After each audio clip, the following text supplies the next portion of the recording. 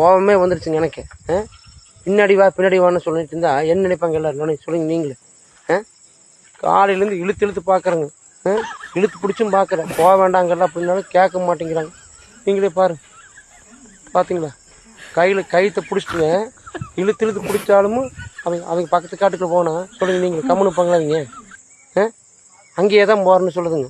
அதனால தான் கவர் போட்டு கட்டி வச்சுட்டுங்க பாரு, இழுத்து பிடிச்சிட்டுங்க பாருங்க. காலையிலேருந்து பின்னாடி தான் சுற்றி தெரியுங்க. இப்படியே தான் இழுத்து பிடிச்சிட்டு கவுத்த இப்படி தான் தெரியுதுங்க.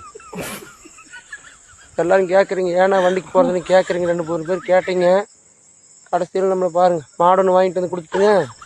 வண்டி ஓட்ட வேலை நீ போக வேண்டாம், மாடு வாங்கி கொடுக்குற, மாடு மேய்ச்சிட்டு வீட்டிலே அப்படின்னு சொல்லிட்டு அப்படிங்க வீட்டில் என்ன பண்ணுறதுங்க? பொண்டாட்டி பேசி கேட்டுத்தானே ஆகணுங்க.